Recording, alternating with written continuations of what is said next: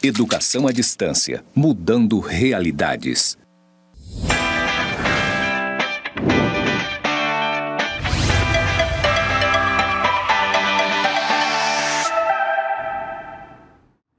Olá, tudo bem? Eu sou a professora Natasha Alexandrini e eu estou aqui no campus Porto Velho, Zona Norte.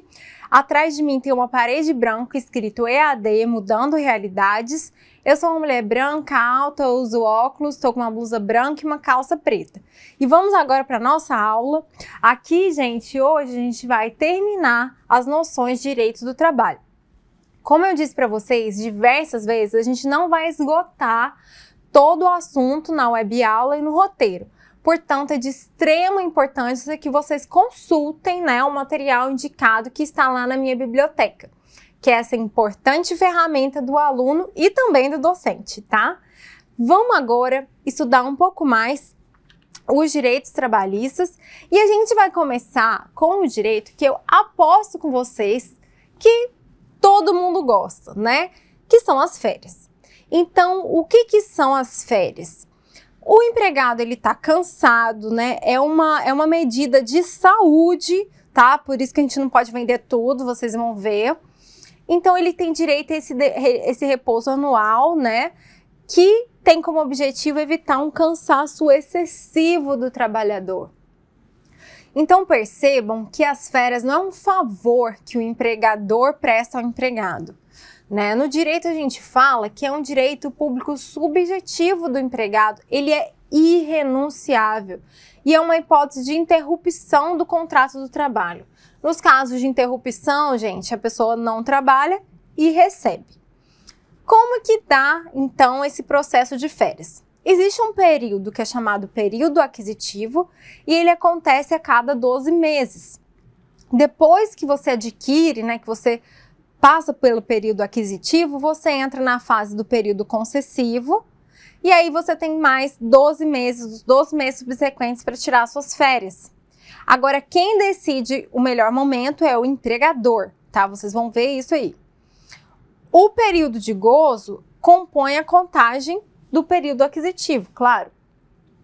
Agora, percebam que a CLT, a fim de proteger o trabalhador, diz que as férias, inclusive, não podem iniciar no período de 2 dias que antecedem um feriado, porque senão a pessoa já começa a gozar das férias perdendo dias, Ou ainda no dia de repouso semanal remunerado. Então, por exemplo, começar uma sexta-feira para aquela pessoa que repousa no domingo, É isso que está falando, não pode iniciar no período de 2 dias que antecede ou um feriado ou repouso semanal remunerado, tá? Bom, mas vamos supor que aquele empregado quer dividir e parcelar suas férias. Ele pode? Pode. Em quantos períodos? 3. Sendo que um deles não pode ser menor que 14 dias corridos e os demais não podem ser inferiores a 5 dias corridos cada um, tá? Mas pode sim parcelar em até 3 vezes. E qual que é a melhor época para a concessão de férias?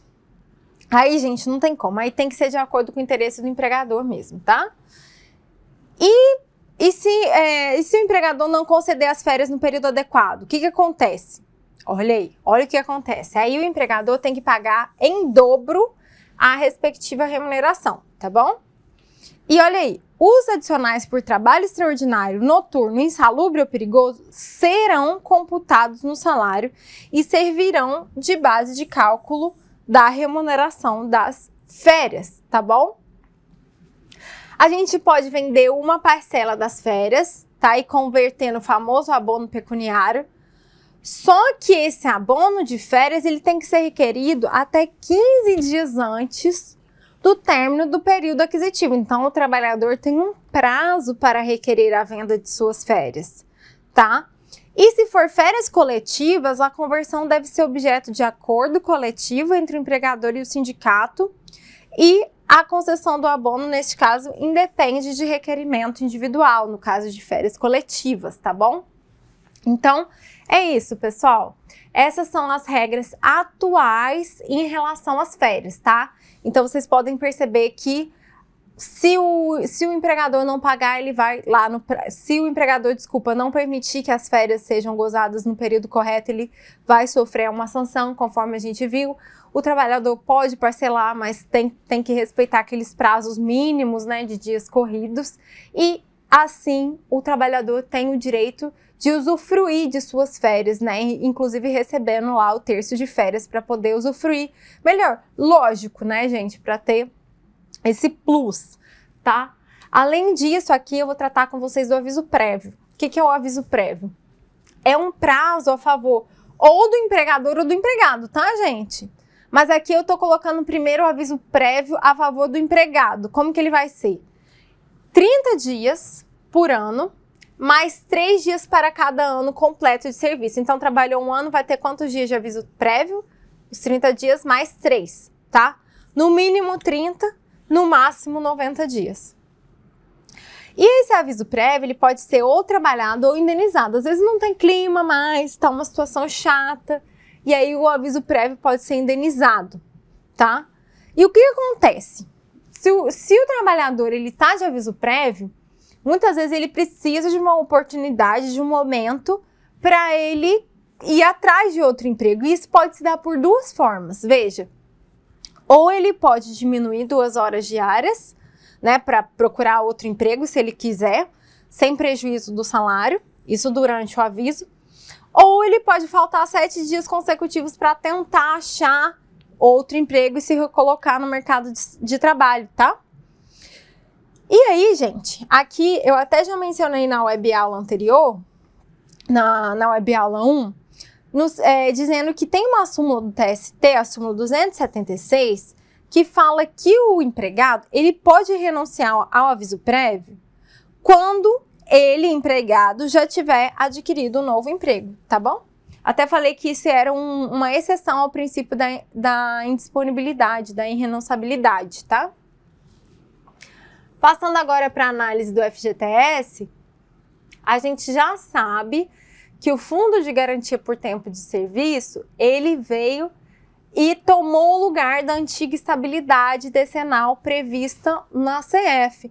Então, o FGTS, ele está previsto lá na lei do FGTF, 8.036 de 90, e ele vai contemplar os empregados urbanos, rurais, avulsos e domésticos, tá? Servidores públicos, não. Olha aí, ó. Então, a lei exclui os eventuais, os autônomos, os servidores públicos, civis e militares. Por quê, gente? Por que a lei exclui, por exemplo, os servidores públicos civis? Exemplo, servidor público civil é federal. A gente, no caso, tem a lei 8.112, né? Que vai tratar do regime jurídico único dos servidores. E no caso dos servidores, temos a estabilidade, né? A estabilidade garantida pela Constituição Federal e também pela Lei 8.112, no caso dos servidores públicos efetivos federais. Então, é por isso que ou você tem a estabilidade ou você tem o FGTS, né?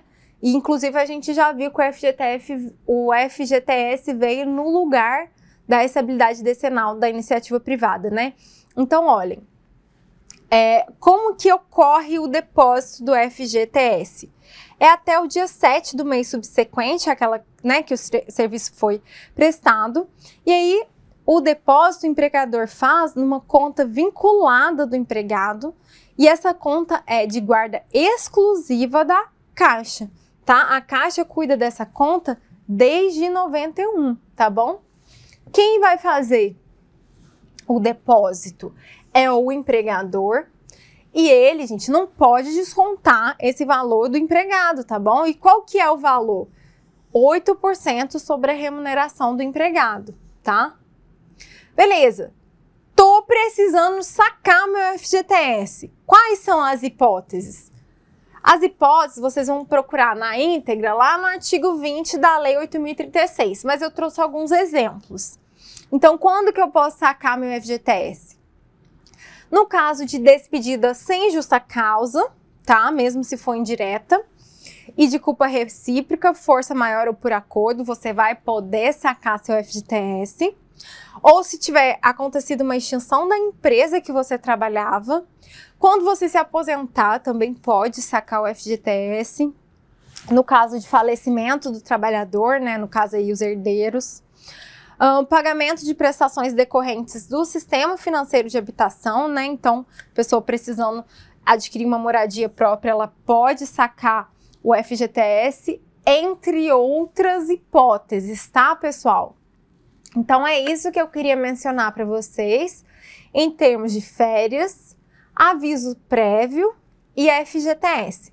Lembrando que aqui a gente faz um recorte, né, dos principais pontos do nosso roteiro, da nossa ementa, mas o direito do trabalho, ele é um universo próprio, tá?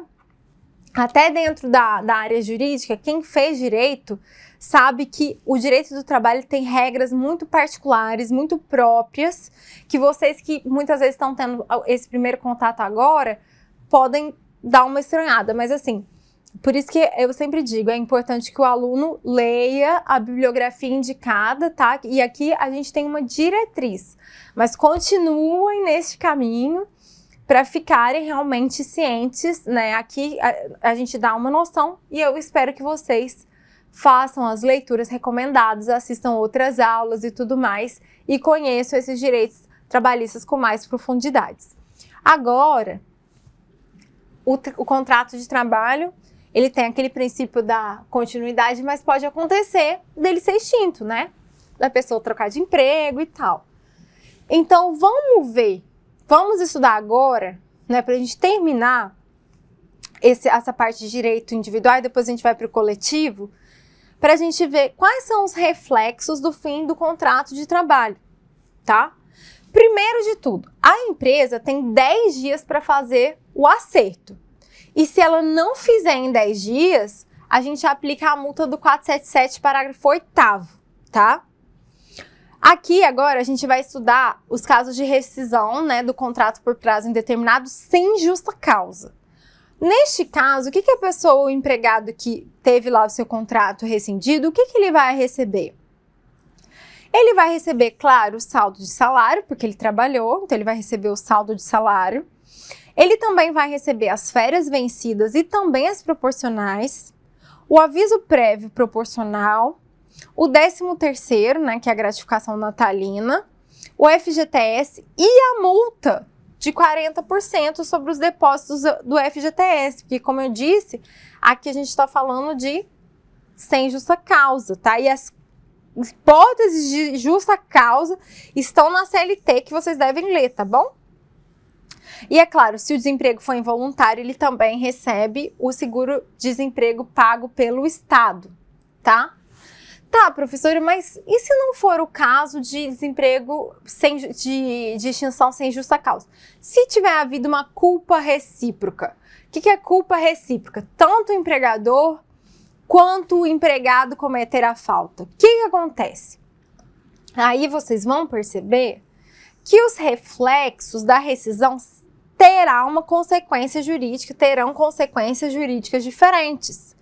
Ele continua recebendo o saldo do salário, as férias vencidas e 50% das férias proporcionais, 50% do aviso prévio, 50% do 10º e 50% da multa, ou seja, 20% da multa sobre o FGTS. Então, percebam, no caso de culpa recíproca, ou seja, tanto o empregador quanto o empregado tem ali uma culpa nessa extinção, aí o reflexo, a consequência jurídica vai ser a metade, tá, daqueles benefícios, olha aí. Metade das férias proporcionais, metade do aviso prévio, metade do 10º e metade da multa do FGTS, ou seja, 20%. Tá, mas e se o empregado, olha só, agora a terceira situação. Primeiro foi sem justa causa. Segundo foi culpa recíproca. Agora, e se o empregado pedir demissão, né? Bom, quem já foi CLT ou SLT sabe que é até de praxe a pessoa falar, não quero pedir demissão, porque senão eu vou perder todos os meus direitos. Então vamos ver o que acontece? Se o empregado pedir demissão por iniciativa própria, né? Aí ele só recebe o saldo, as férias vencidas e proporcionais e o 10º. Aqui, olha só, atenção. o aviso prévio aqui, se o empregado que pediu a demissão, o aviso prévio ele vai ser devido? Sim, em favor do empregador. Então, o que o empregado tem que fazer? Ele tem que avisar com antecedência mínima de 30 dias que ele vai se desligar do trabalho, tá bom? É isso. Agora, a última hipótese. Se a rescisão for por justa causa... Desculpa, gente. Aqui é o caso de rescisão por justa causa. A última hipótese mesmo. Pode cortar essa parte, tá? Vou voltar do início. Gente, agora a última hipótese. Aqui é o caso de rescisão por justa causa. Aí, ó, aí acabou, né? Aí ele realmente, ó, só vai ter direito a receber o saldo de salário e as férias vencidas, né? É isso. Essas são as possibilidades de extinção do contrato de trabalho. Também existe a possibilidade de rescisão indireta, que é quando o empregador que comete as faltas. E eu peço que vocês leiam na CLT essas possibilidades de justa causa, né, de rescisão indireta, e leiam também no roteiro essa parte da matéria. E agora, para a gente finalizar, a gente vai passar por algumas noções de direito coletivo do trabalho, tá? O que é? Olha só, que lindo esse quadro que eu coloquei para vocês da Tarsila, chama Operários, que vai tratar, né, para dar início a esse tema do direito coletivo do trabalho. Então, o que é o direito coletivo do trabalho? Eu coloquei essa definição. É um instrumento por meio do qual a gente pode ou aumentar ou retirar os direitos do empregado, tá? Isso é bastante importante. O objeto do estudo do direito coletivo do trabalho vão ser os sindicatos, acordos e convenções coletivas. E aqui, eu já mencionei para vocês, aqui a gente teve uma profunda mudança trazida pela reforma trabalhista. Eu me lembro que na época das discussões ficou muito famoso um pensamento que era: aqui agora é a prevalência do acordado sobre o legislado. E também a máxima de que, desde a reforma, seria possível negociar com o patrão. Né? Eu acho que quem acompanhou um pouco das discussões a respeito da reforma trabalhista vai se lembrar do que eu estou dizendo. Mas vamos ver aqui o que aconteceu, quais foram as modificações, de fato? Olha aí. Vamos começar pelo assunto sindicato, que está lá no artigo 8º da CF. Olha aí, isso aqui é Constituição Federal. O sindicato é uma pessoa jurídica de direito privado, atenção, né? Alguém pode achar que é, sei lá, alguma pessoa jurídica de direito público, não é não, direito privado, tá? E ele obedece aos princípios da liberdade sindical, autonomia e unicidade sindical. Isso tudo, inclusive, está no artigo 8º da CF, que vocês vão ler aí com bastante calma. No sentido de ser livre associação sindical, a lei não vai poder existir autorização do Estado para a fundação de sindicato, né, ressalvado o registro no órgão competente. Inclusive tem essa vedação ao poder público à interferência e à intervenção da organização sindical. Também fala que não pode criar mais de uma organização sindical profissional econômica na mesma base territorial, tá? E aí quem vai definir a base territorial serão os trabalhadores ou empregadores interessados, sendo que esta não poderá ser inferior à área de um município. Aqui eu trouxe o artigo 8º para vocês conhecerem, tá? O que faz um sindicato, então? O sindicato vai defender os direitos e os interesses coletivos ou individuais da categoria. E, inclusive, em questões judiciais, tá, gente? Processos judiciais, ações, e também questões administrativas. E a questão da contribuição?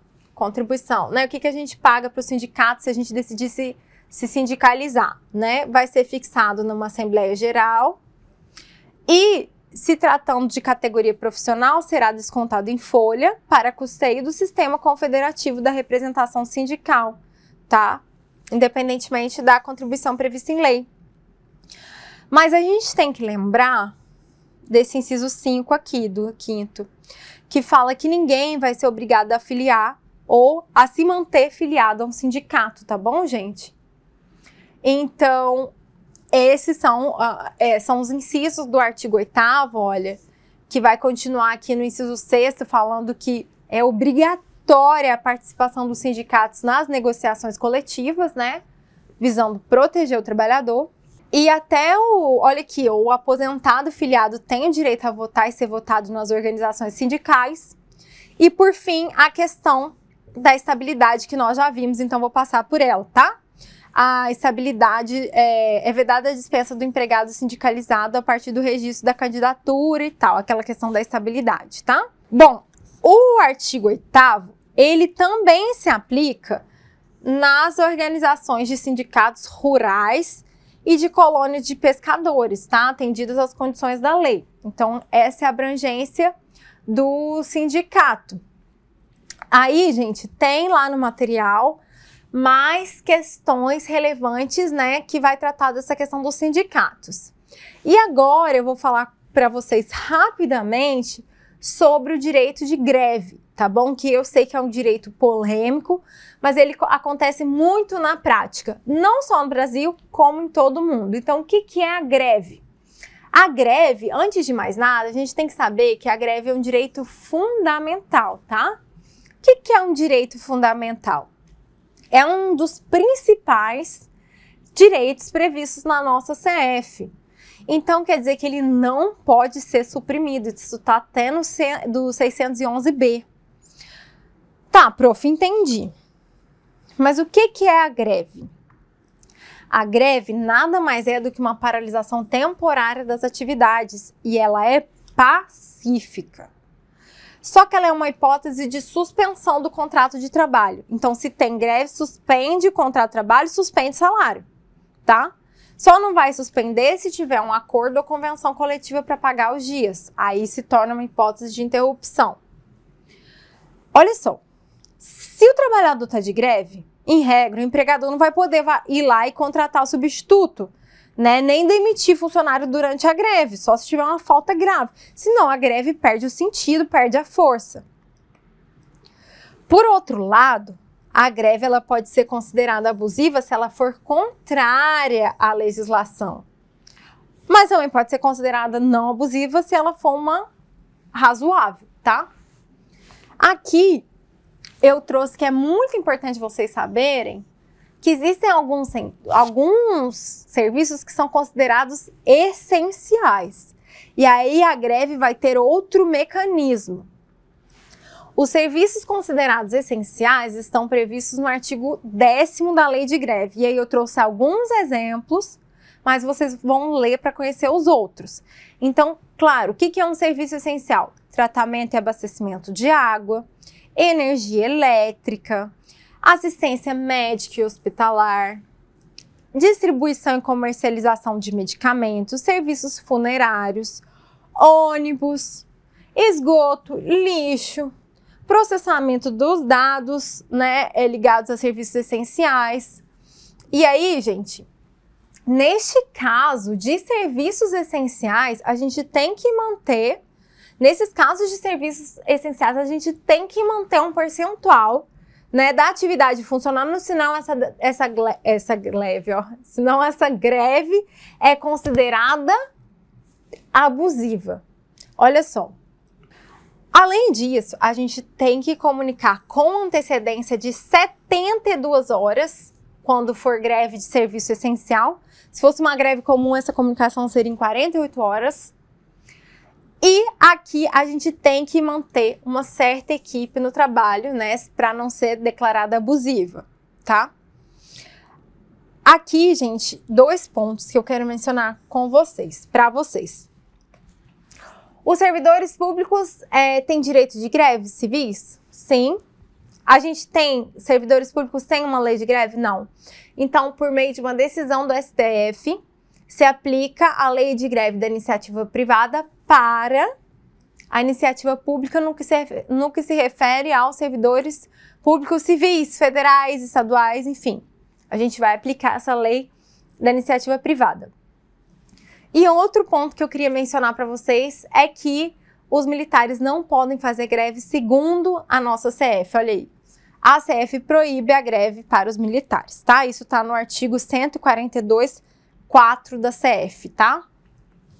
E São esses pontos que eu quis trazer para você em relação ao direito fundamental de greve. Para saber sobre percentuais e outros temas que têm relação com a greve, leiam a lei de greve e também o nosso material. E agora, para a gente finalizar, a gente vai passar para a parte de acordo e convenção coletiva, tá bom? Que são as hipóteses de negociação coletiva.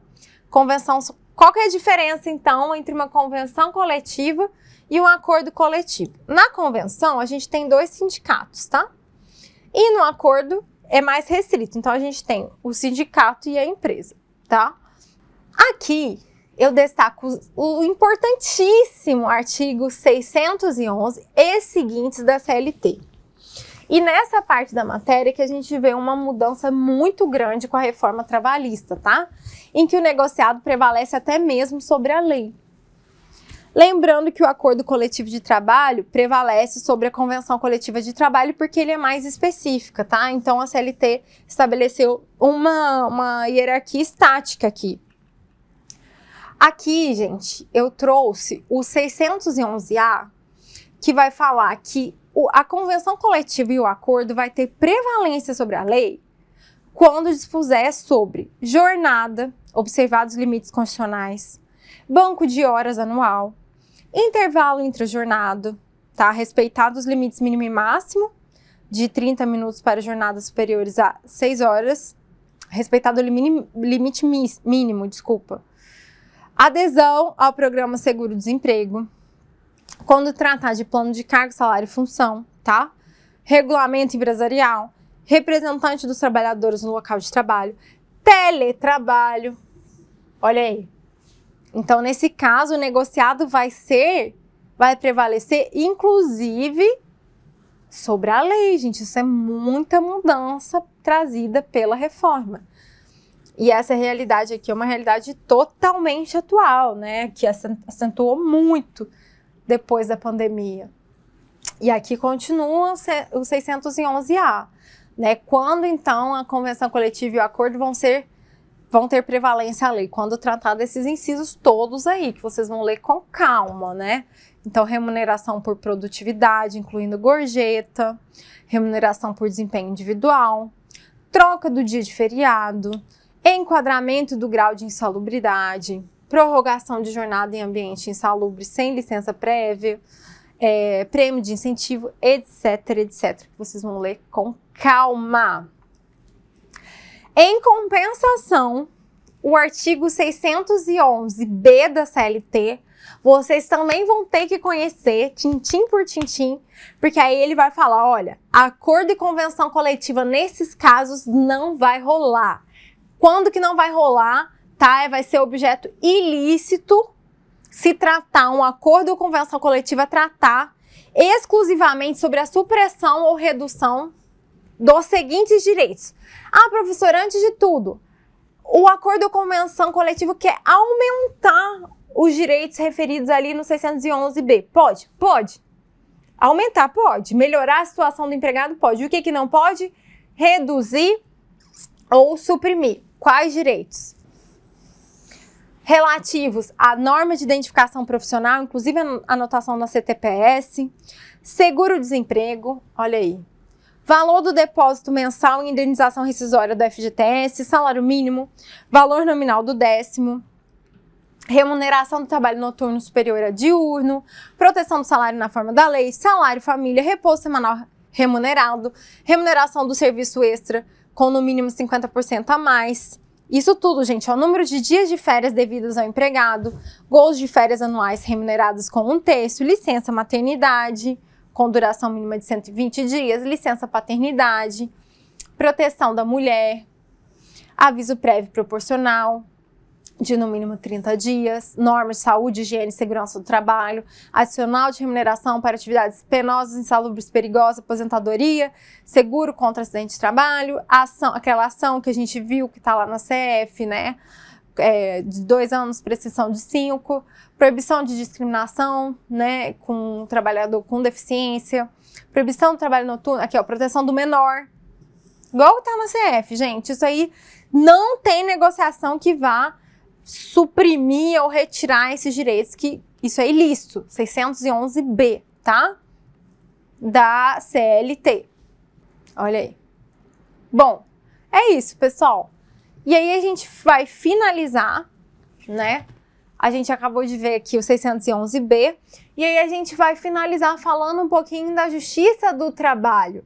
Então, existe uma justiça especializada para as ações trabalhistas. E as competências e atribuições da Justiça do Trabalho estão como marco principal no artigo 114 da nossa Constituição Federal.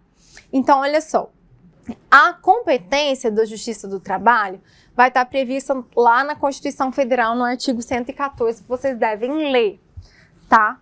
E aí, eu só vou chamar a atenção para vocês que nas audiências trabalhistas, uma mudança da reforma trabalhista é que agora o empregador pode ser substituído pelo gerente ou qualquer preposto que tenha conhecimento do fato. Olha aí, isso é muito importante. Aqui, gente, a inovação trazida pela reforma trabalhista além do preposto, né, que isso já podia, aqui a novidade é que o preposto ele não precisa ser sequer empregado da empresa reclamada. É suficiente que ele tenha conhecimento dos fatos. Então é isso, gente. Depois da reforma trabalhista, o preposto ele não precisa ser sequer empregado da empresa, ele só tem que ter conhecimento dos fatos. Nas ações da Justiça do Trabalho, né, nas reclamações trabalhistas ali, naquele famoso primeiro grau, a gente não precisa nem de advogado, né? É claro que para uma parte que não tem conhecimento técnico, isso traz uma polêmica no sentido de, se o empregado ele já é vulnerável, ele litigar sem advogado não o deixaria ainda mais vulnerável no processo? Então, são questões que eu trago para vocês pensarem, né? Só que, em regra, essa questão do jus postulante, então a pessoa pode ir lá, o trabalhador, litigar nesse primeiro grau. Agora, em alguns casos de recurso, aí já precisa de advogado, tá? Isso tudo tem no material de vocês, vocês vão complementar os estudos. As referências estão aí também para vocês conhecerem e pesquisarem. E, gente, em relação às noções de direito do trabalho, é isso que eu quis trazer para vocês. Qualquer dúvida, nos procurem, né? Vamos ter essa troca também na medida do possível. E aí a gente volta com a próxima unidade trazendo noções de direito tributário para você, gestor e gestora comercial. Muito obrigada e até a próxima!